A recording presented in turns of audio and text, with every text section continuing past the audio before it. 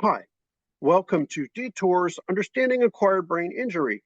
And with us, we have Jocelyn returning again, and we're going to be talking about a topic that affects all survivors of acquired brain injury, especially early on. Although, to be honest, it is something that, depending on circumstances, day to day, week to week, month and year to year, and that is relationships with family. And I'm talking about biological family here because those, for all of us, can be sometimes go very well, sometimes be more difficult. But um, so, Jocelyn, I'm going to let you just talk about this as a newer survivor. Yeah, How family relationships have been affected by your acquired brain injury, your trauma, your neurotrauma. I feel like the relationships are different because they know who I was. And I have a problem dealing with the difference myself, so I know they experience it. Maybe not as bad, but to the point that I experience it. So, would you say things have become easier, more difficult? But since you were All hurt, things are harder, for sure. what would you say is more difficult generally? Not necessarily specifics, but overall, what is more difficult specifically? Handling my different emotions when I feel them the way that they should be handled So by them or by you or what? by me. By you. Because Okay. when I get sad, I tend to shut down like from everyone Okay. and not talk about it until it gets bad enough that I feel like I have to. Okay. And that's true for, that's true for most of us survivors. We do generally Yeah. have difficulty processing our emotions. And it's a lot more. Um, how would you say your relationships have changed generally, as far as like different people in your life? I know you Yeah. already had some difficulties before because you've mentioned that, but Yeah. how would you say that's changed? Um, Again, it's all on me. It's not that they're making me feel a certain way. It's I know how the relationship was before and I feel and see the difference now. So I'm harder on myself. Hmm. Now, would you say, because it's been over 2 years, more than 2 years, Yeah. how about like a year ago, for example? How would you say things are different from then to now? It was horrible for a year ago. I was hating everyone and myself, and I would be hateful and mean to the people that actually cared about me. And that's something to bring up too, is like with brain injury, we do tend to get angry more Yeah, readily. It's easier. We get mad, you know, and that's something for caretakers to know and families to know is after acquired brain injury, not just head trauma, not just a physical blow to the head, but or like after an accident or whatever, but many other sources of general acquired brain injury, whether it's cardiac arrest or whether it's near drowning or whether it's an infection of the brain, encephalitis, meningitis. Um, you know, we are more irritable, and that's something that tends to stay, but we get better at managing it over time. We mhm, get to practice, sometimes medication to help and things, but we tend to, just go off more readily. Now, sometimes and many times it's just yelling at somebody or whatever, and the best solution just to walk away. mhm. But if we get physical, then medication is called for. And yes, things do get better. We do get better at managing ourselves and kind of regain some of the, but early on, the first couple months or even year or two can be challenging. I'm not going to lie about that. And there are ways to deal with that. But that's probably one of the biggest pains in the butts for family members to deal with is our increased irritability at first because of that loss of inhibition, which has come the loss of knowing not to do or say something. Would you say it was a problem for you? Seems like. Yes, for the first year, I would be hateful in my words and trying to handle things by hurting the people that are hurting me. Right, and that's the other thing too is our perceptions are kind of messed up Hmm. after for Yep. the first for the first year or two are unclear for a bunch of reasons, not just neurological, but psychologically. It's like the old, why did this happen to me? And, like trying to figure out, just make sense of what's going on as our brains have to reorganize. So there are psychological reasons. And if we already came from a situation with our family where things were difficult, that adds to it too. So, Mhm. like, and we're more easily overloaded information wise, cognitively, all the stuff that comes in, loud noises, too much talking, too many lights, noisy environments. If we're tired, that's a killer too, is neurofatigue. So we get tired way faster and way more deeply than a person without neurological injury. And people say, oh, I get tired too. No, not like this. This is different. It doesn't mean you don't know what it's like to be tired or exhausted, but this is like much deeper. And so I know you get neurofatigue too. And it's like when you're done, you're done. As I've said Yeah. many times, it's been 30 years for me, but I still get, completely done. And that's not something that, it's like better your energy cycles, and so it's like whether you're and they may be different. Your cognitive energy may peak later in the day, but your physical energy peaks in the morning. So depending on what kind of task you have, you may want to do different things at different times of the day. And Yeah. then people push you, and then you get angry more readily too, because it's like they don't Yeah. get it. It's not that other people get angry with me for how I handle things. It's I get angry with myself. That's another thing. Good point. Yeah. A lot of self anger too. Yeah. I know I still that is a problem I still have. It's like if I mess up or I don't understand something and I'm embarrassed about it, I'm ashamed or Yeah. frustrated with myself for things I used to be able to do and I cannot do anymore. Heck Yeah. yes. Yeah. So how do you deal with that? What are ways you manage, being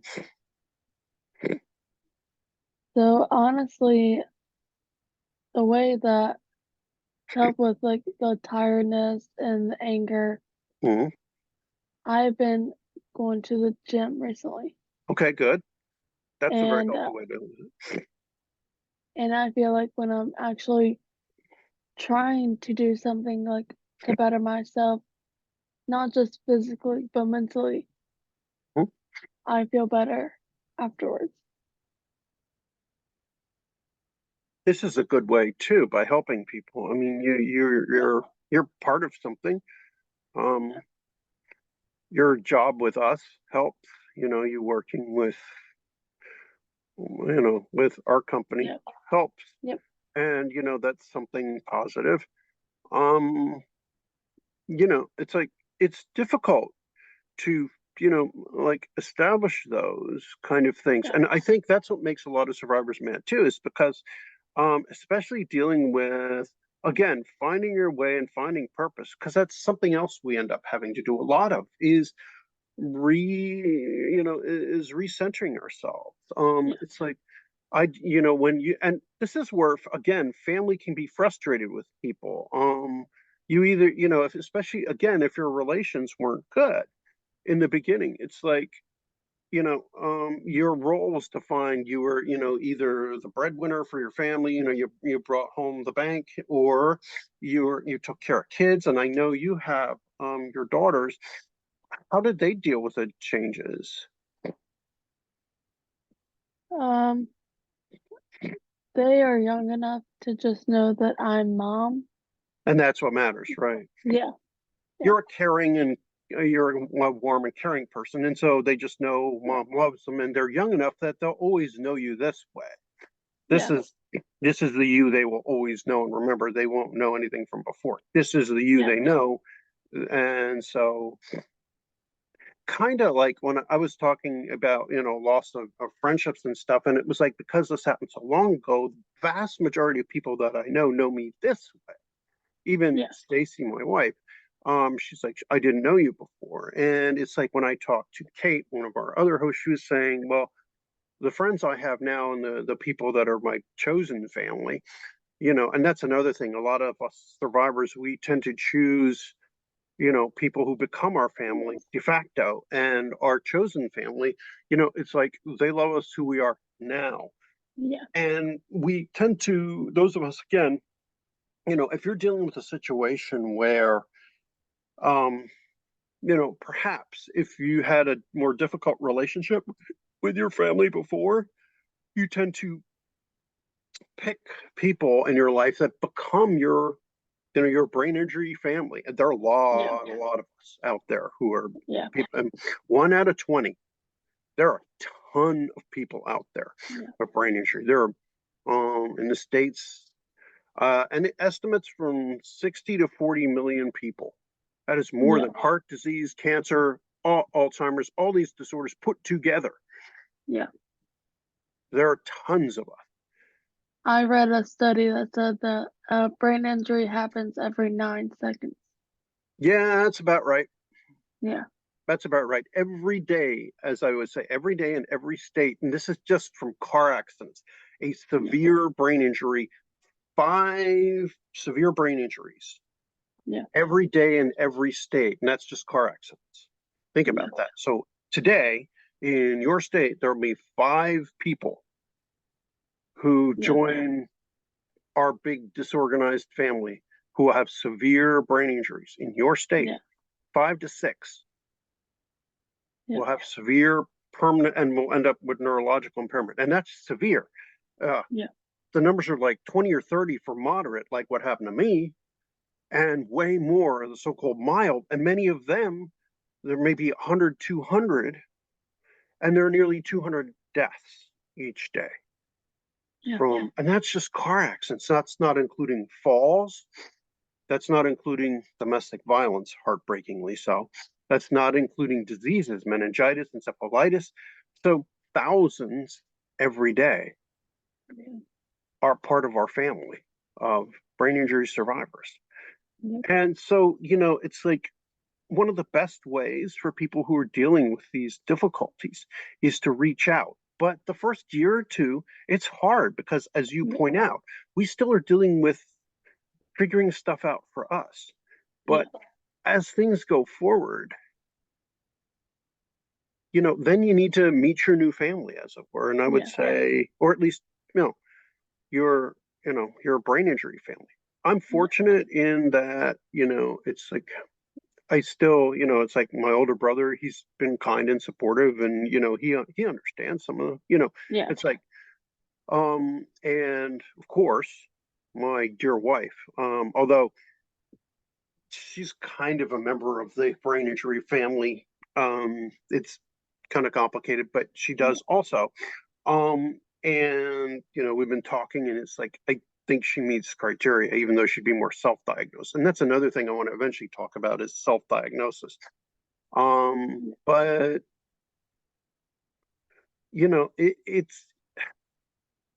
it's difficult. Yeah. It's really difficult. And so I would urge those people who are like trying to figure out their families. Some people come from very difficult families, even abusive ones, and that is where their brain injuries come from. 44% of women get their brain injuries through abuse. And many of, and you know what, guys, I know it happens. I know it does. Personally, I'm not going to get into details, but shortly after my first brain injury, um, it happened to me too, as a victim. And it's extremely common. And health professionals, strangely enough, for some reason, whether male or female, doctors, nurses, and I've mentioned this before, there's a very high amount of where the healthcare professional is a victim of domestic violence, because it's not what those who get involved with us are expecting one thing, and it's not what they're hoping for, what they're looking for. We're tired, we're stressed, anxious, and we're just burned out. You come home tired, we've got extra debts for school, things like that, and they're hoping that it will be mean money and everything else. We can't provide what they're looking for, and they'll get angry with us very easily, and they tend to hit us and abuse us. That's a whole other thing that I want to explore too. But the people that we should be able to trust, and this reflects back to you, the people, you should be able to trust, I should be able to trust, are not for. And so it's just one of those things. And by the way, out there, those of you watching, if you are being abused, it's not your fault ever. Get out if you can. Get out. Call for help. Call the domestic violence hotline. I'll put the numbers down there. There is help for you. Don't ever let anyone lay a hand. It doesn't matter if they're father, mother, if they're a sister, brother, if they're your kids. Never. Okay. And if it's a boyfriend, a girlfriend, it doesn't matter. Nobody should ever lay a hand on you. Nobody should yell at you, scream at you, any of those kind of things. Relationships, family can be challenging sometimes. I'm fortunate. I found a loving and supportive spouse, but I've had difficult relationships before. And those of us with brain injury are susceptible to being misused and abused. So this is just my quick PSA again. But I'll always keep doing that because this is such an important thing. And I think you would agree that this is, that, but anytime you talk issues of family, these are those kind of things that need to go in. But so what positive stuff? Let's swing this over to the positive side. Because what positive things have you found? Anything positive family wise after your brain injury? Anything that's, because actually I've heard from some people some positive stuff. How about you? Yeah. I feel like a positive thing that I noticed with my older sister is that she always tells me how grateful she is that I'm still here and let me know she loves me no matter what.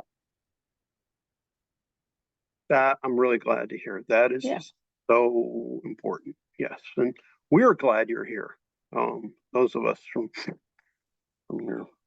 your friends with brain injury, we are also glad you're here. We care about you. We're your family in that way too. Yeah.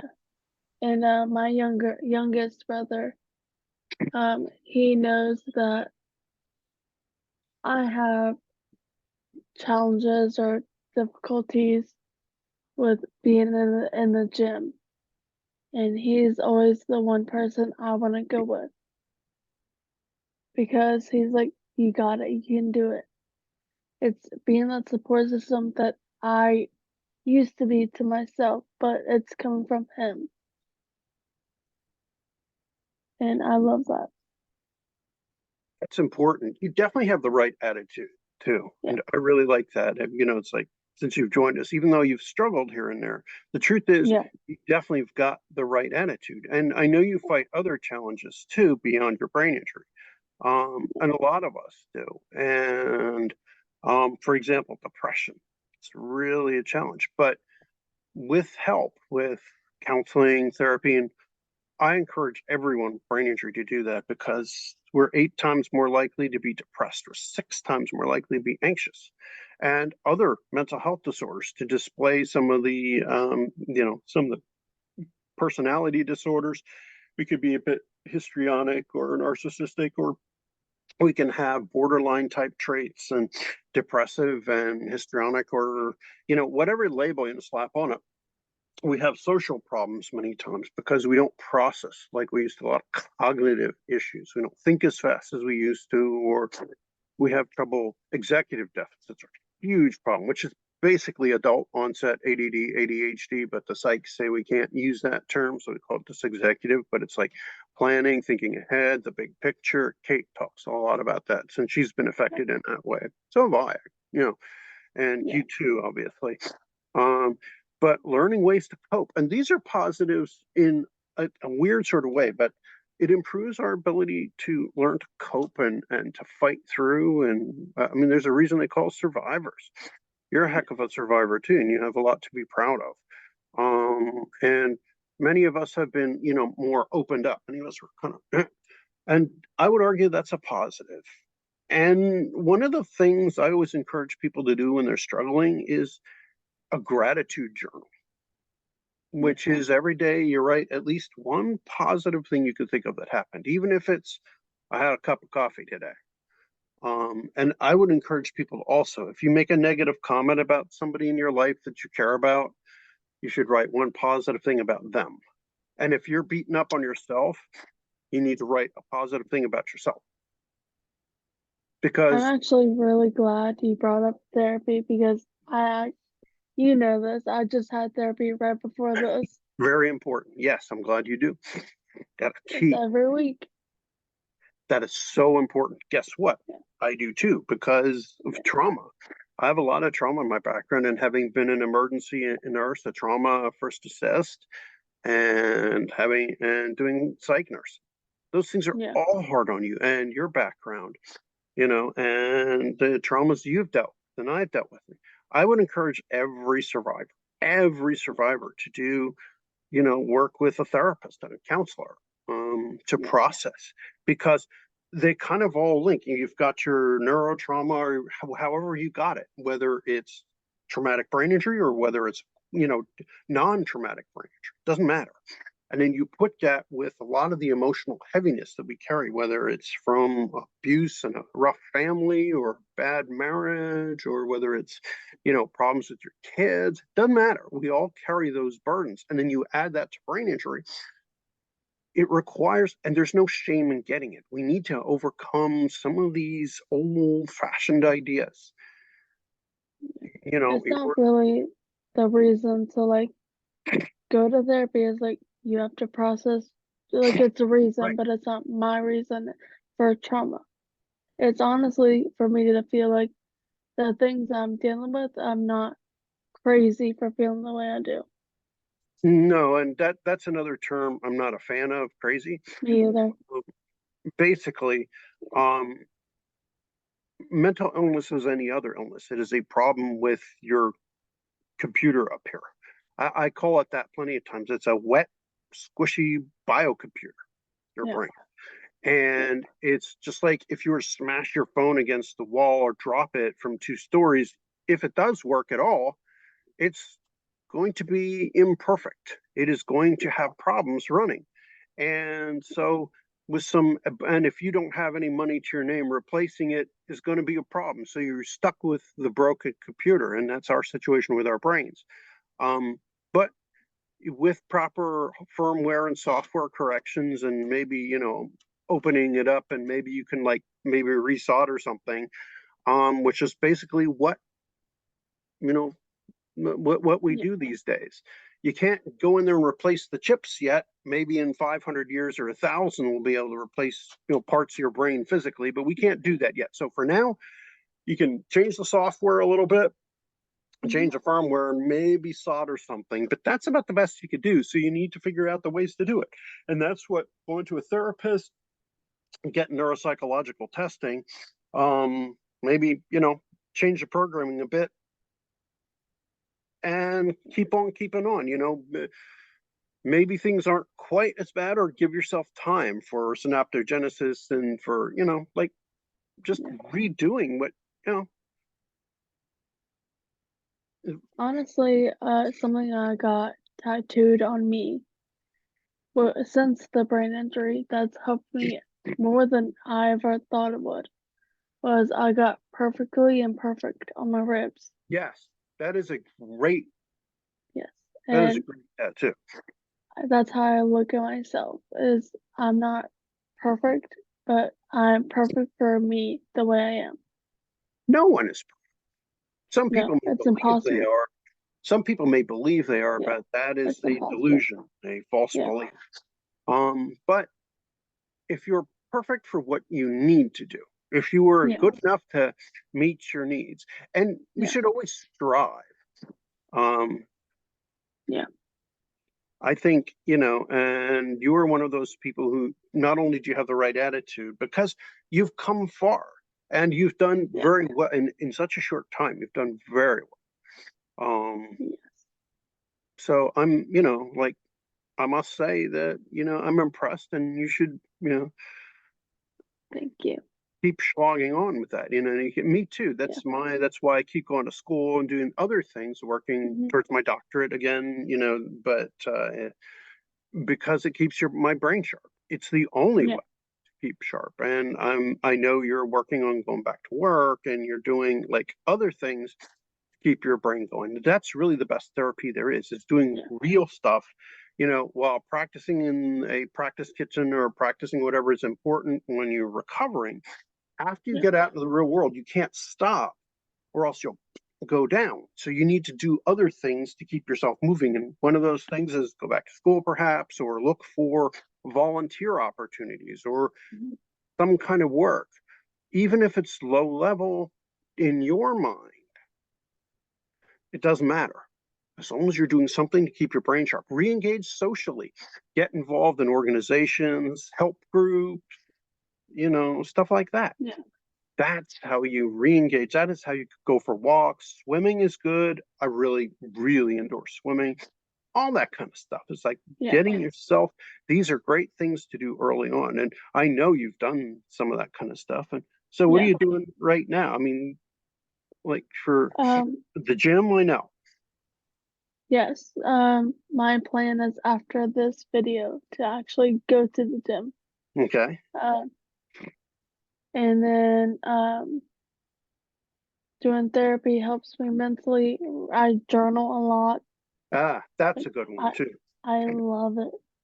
Do you do a positivity journal? Do you do one of those, like a journal I where I kind of do it. It's in my journal I write about what's going on Mhm. and then what I'm grateful for Yeah, afterwards. the gratitude journals are like I Yeah. said, every time, and I've always felt that every time you make a negative comment about somebody else that's important to you or about yourself, every time you Yeah. badmouth yourself, because we do a lot of that, you should need to Yeah. write, a positive comment about you to Yeah. shift, because we also that is a problem that many survivors have too, is a negative NAB, a negative attribute bias, where we assume that neutral things are negative, even when there's no emotional weight to it. We automatically assume negative. That's because we have problems with our temper, our irritability, our anger, and so automatically jump to negativity, which is Yeah. bad. And so the one of the antidotes to that is positive therapy, which is a way of shifting your thinking to more positive. Because the only way to grow is with positivity, is with that Yeah. optimism that comes with trying therapy, trying to get out there. I mean, it includes knowing your limits and not letting people kick you around. But the thing is, sometimes they're not kicking you around. Sometimes the problem is yourself and your own Yeah. broken perceptions. And so, one of the first ways to deal with that is positive therapy and building positive, mindset towards yourself and towards others, because most people are neutral. They don't care one way or another. They're neutral, but that's not bad either. But you have to, and that's one of the issues with family, again, coming full circle back to families. Most are kind of indifferent after a while. Yeah, they may try to push you back to be who you were or whatever, but um, that's because they don't understand it. They don't understand us or it. And so one of the best things to do is find, have you found any kind of support groups? I know this is how we met initially. Yeah. Um, Um, it's not really a support group per se, but at the church I go to, there's someone with a TBI, and me and him just talk about life. That's a great way And too, is through yeah, religious organizations. You know, it's yeah, like you don't have to be, there are a lot of like community organizations, things like that, but through churches, through temple, yeah, synagogue, mosque, whatever, um, there are a lot of great, yes, that is a fantastic yeah. way. Good suggestion. Do you have any other suggestions for new survivors? Um, I guess my biggest thing that it took me a while to learn is if your family is saying something that you feel like it's just to make you feel worse, or like it's just to push you because they know you deserve better. And I would argue in a majority of cases that's probably true. Yeah, what you have to do is like you have to know your family and maybe people, a friend or two that you trust. Ask Yeah, them. If you're not sure, if you're unsure, it's like ask a friend, ask a therapist or counselor what they think. yeah, yeah, Because you often can't, you don't know how much you can rely on your own judgment. But I would agree with you on that one. I would say that most, the majority. But um, cross check if you're unsure yourself. I do a lot of that. Like I'll have Stacy be my cross check if I hear something from somebody and I'm like, do you think this makes sense? And many times I'm making a mistake, yeah. or I'm misperceiving something that I should be more sensitive or compassionate about when my processing is incorrect. But I would Mhm. definitely agree with you. And but the thing is, check because maybe it's not meant well. And so you need help to, because some people will misuse or mistreat us too. Yeah, And so the yeah, thing to do is like find that balance. Um, yeah. so definitely. Um, a lot of wise advice, and you are becoming you're a more experienced survivor. It's been, 2 years plus, and as you move along here, you'll be giving more. You already are here on the channel. This is why you're one of our hosts here, and you give advice to young, new survivors and stuff like that who are just, the past couple months coming through this. And it's like it's important what we're doing here. And so, what I want to do now is to tell people out there. Please, if you have any questions for Jocelyn, it's been more than 2 years, so she knows what it's like to go through some of the toughest times, which are in the very beginning. Mhm. And as she rolls along, she'll have more and more experience to share wise advice.